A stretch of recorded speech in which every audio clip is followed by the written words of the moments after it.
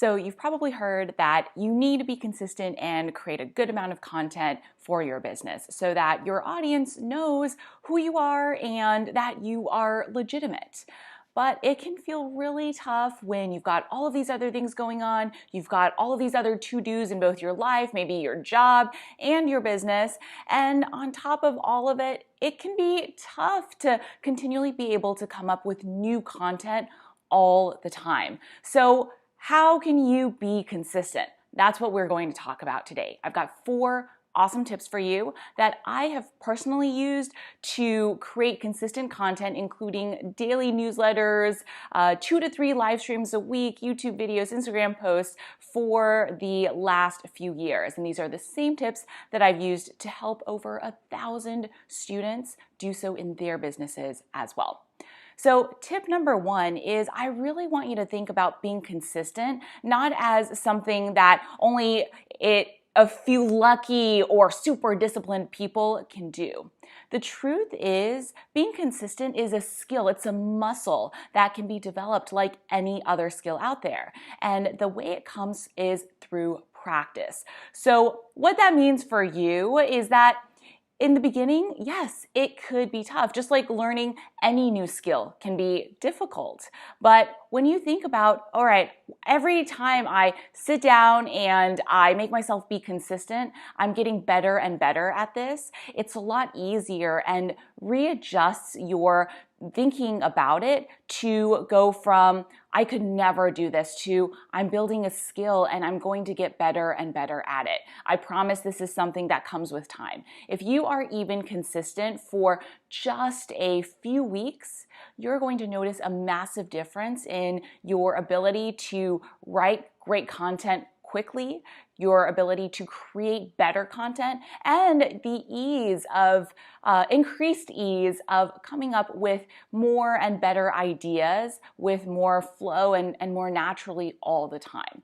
So tip number 1, really be thinking about this as a skill that you develop and that you're starting from ground zero with. So be prepared for it to be hard in the beginning, but know that this is just part of learning a new skill. It doesn't mean that you can't do it or that you aren't going to be good at it. This is a skill that absolutely anyone can come up with and build for themselves, because if you can speak, if you can talk to people, you don't ever go up to someone and think, oh my gosh, and have nothing to say. Even if it's about the weather, you have something to say. And because of that, that can absolutely translate into being able to create consistent content for your business. Tip number 2 actually is to really adopt a mindset of letting go of the need to be perfect. I always say for myself and for my students as well, good enough is good enough. And also the other part of that is done is better than perfect. And these two really go hand in hand. So there is definitely a tendency for most of us to want to, of course, put our best foot forward, make sure that we're giving the best impression, creating the best content, giving the best value. However, the downside of that can sometimes be that we look at a piece of content, we think it over and over in our minds, and we overthink it to the point where we end up not sharing it because it doesn't feel good enough. And I remember back when I was first starting out in my first online business, one of my first online businesses was Microsoft Excel coaching. And I spent over 2 weeks writing one blog post because I was thinking through it over and over. Is this word the perfect word? Is this formatting the perfect formatting? And think about it, 2 weeks, so many hours creating one blog post that I then just put out there. And nobody really even bothered to read it because I wasn't being consistent. I was too focused on being perfect. When the truth is, it's more important for you to get your knowledge out there than it is for you to come across as, oh, that person has always the most on point posts or articles and they're just so flawless. Nobody relates to that. That's not interesting anyways. What you've got to realize is that everyone starts from the same place. Your current content might not be the best or the most perfect, but how is it going to get better? By you putting it out there and improving. And I promise you, your readers aren't sitting there waiting to nitpick every single thing that you're saying. Let me actually elaborate on that. There are going to be people who do that. But that's not your ideal audience. Those aren't the people who are going to appreciate you and want to work with you and hire you and be your biggest fans. The people who have way too much time on their hands and aren't your ideal audience, who are going to nitpick and be mean, well, that's the price you pay for being able to reach amazing people, lots of people, and change their lives and change your own as well through helping them and building the business that you want. So you've just got to be aware of that. You've got to put on a thick skin, and you've got to sit down and really ground into, all right, I've got incredibly valuable things to share. People need to hear this. I'm going to start getting it out there. Good enough is good enough. I have to be done and getting it out there in a certain amount of time, and that's what I'm going to do. So that's tip number 2. I really, really want you to ground into that, because I promise there is no such thing as perfect. And even if there were, people find perfect boring. Isn't it much more interesting to watch someone just be real and just connect with you rather than someone who you can't relate to, who sounds like a robot, and who just isn't that fun? So I really want you to own that for your content as well. Starting wherever you are is going to be way better than waiting until you're ready or until you're perfect, because that's never going to happen. And again, you're just going to get better and better at it the more you practice. So that's tip number 2. Tip number 3 is more tactical. And the truth is, especially when you're busy, you've got a life, you've got a job, and you're building your business on the side, or you've got your business and you're working with clients and you're having to run all the other aspects of your business. If something isn't on your calendar, most likely it's going to fall off. It can be so easy to come back from work, sit on your couch and think, I'll put it off until tomorrow. Put off creating that piece of content, even if it's writing a quick post. And tomorrow comes around and it happens again. And before you know it, it's been a week, a month, or even a year, and you haven't made the progress that you wanted to in your business. So what do you do instead? You block out a set amount of time to work on your content, whether that's every day, every other day, or a big chunk on the weekends, whatever works well for you. When I was starting out, I tested a few things. So I'm not a morning person. I cannot create content in the morning. So that was out. Also, I realized when I came back from work that I was so drained. Even if I was forcing myself to create content, I was really slow at it. I wasn't really creative, and it just wasn't the best time. So instead, what I realized I could do was I could set aside an hour or 2 on the weekends, really sit down, bang out as much content as possible, and then use it and share it over the week. So that's what I did. Every Saturday, I would set maybe about 10 a.m. to noon, maybe to 1 or 2, depending on how creative I was feeling, and just make that my content creation time.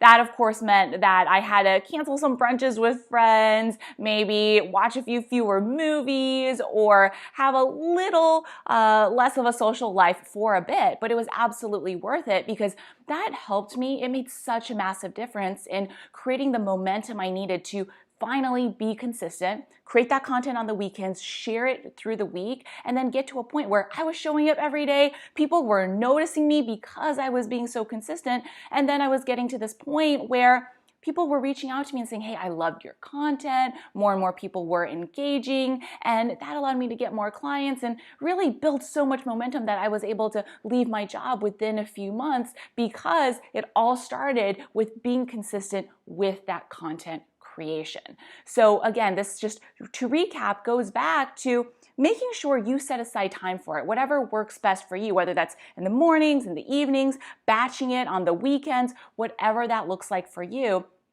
and making sure that time is non-negotiable. There is one more tip I'll add to this, which is that it can be really easy to set aside that time and then stare at your computer and not write anything. I've had that happen to me before too. I have definitely had a few times where I was staring at my computer and I spent maybe an hour or 2 hours writing one sentence because I just was overthinking the heck out of it.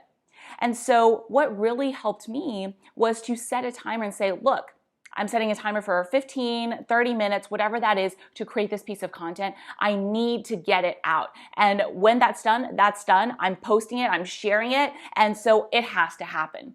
And what that forced me to do is it forced me to write, and it wasn't perfect, but it was good enough. And so really, it's 2 tips in one. First, setting aside the content or setting aside the time to create that content, but also within that, making sure that you're being really disciplined and saying, look, I'm going to set a timer, I'm going to set time restrictions within this certain amount of time. It's got to be done, and whatever I've got at that time, I'm publishing it, I'm getting it out there. And that really forces you to build the skill as quickly and as efficiently as possible while making sure that from the moment you decide to start doing this, you're consistent and you don't fall back into doing this for a day or two and then stopping being consistent again. So that's tip number 3, and this brings me to my final tip, which is that how to beat writer's block. So here's the thing. When you are sitting down to write, that is the worst time to be coming up with ideas because there's so much pressure. It just is so easy for your mind to go blank. And so what I started doing and what I do even now to this day is whenever I have an idea, no matter how inconvenient the timing is, if I'm in the middle of writing an email, if I'm in the middle of a walk, if I'm in the line at Starbucks, it doesn't matter what I'm doing. Sometimes even when I'm in the shower, whenever I get that idea, I don't tell myself, okay, I'll write it down later and then I'll remember it, because I've told myself that many times and I always forget. So instead, what I do is whatever I'm doing, I stop myself. If I need to write it in a draft in my inbox, if I need to put it on a note in my computer, if I need to record myself a voice note, I do it the instant that I have that idea. And what that allows me to do is it keeps a running note. At this point, it's so many pages long. I have a short novel's worth of ideas because I've been doing this for years. And so what that allows me to do is I'm able to, whenever it's time to sit down and write, scroll through my ideas and say, oh, okay, let me write about this today. And so when you do that, you never have to worry about writer's block again. And if you start practicing this today, you'll notice how fun it is to come up with ideas and how easy it is. Sometimes I'll watch a movie and think, oh, this is a really fun story. I could create a really great piece of content about it. And it just makes it more fun. Not only does it make it more fun for you to come up with ideas, it also makes it more fun for you to create and write about them. Think about it. Think, I'm creating a piece of content that talks about this movie I was watching and this idea that I got from it and sharing it with my audience. How much more fun is that to write than sitting down in front of my computer and thinking, okay, how can I write a really dry article about this topic that I need to come up with, right? It makes a massive difference. And even beyond that, when you have fun with that, it's also way more fun for your audience to read. So that means you're gonna get way more engagement, way more attention. And like I said, you're gonna have way more fun doing it. And isn't that the point? You're not starting a business to do more things that you don't enjoy doing. So we really have to be thinking about how can I take the things that I need to do to make my business a success and find a way to really enjoy them. So those are my 4 tips to help you really be consistent with creating your content. I promise if you try these, anyone can use these to start creating really great, fun content and be really consistent. When I started, I didn't consider myself very creative. I had a really hard time writing things. I'm a really slow content creator. But using these 4 tips was how I was able to go from that person who was staring at her computer for 2 hours and writing 1 sentence to the person who now consistently creates daily newsletters that go out to tens of thousands of people and is able to do 2 to 3 live streams at least least a week, create daily Instagram posts, create weekly YouTube videos, and just also have so much fun and always be coming up with new things that I'm excited to share with you. So really use this, because at the end of the day, we all deserve to have a business that we love and to be able to run it in a way that we love, because otherwise it's just another job. So that's all I have for you today. If you enjoy this video, please share it with your entrepreneurial friends. Subscribe to be notified every week when I release a new video, and I will see you next time.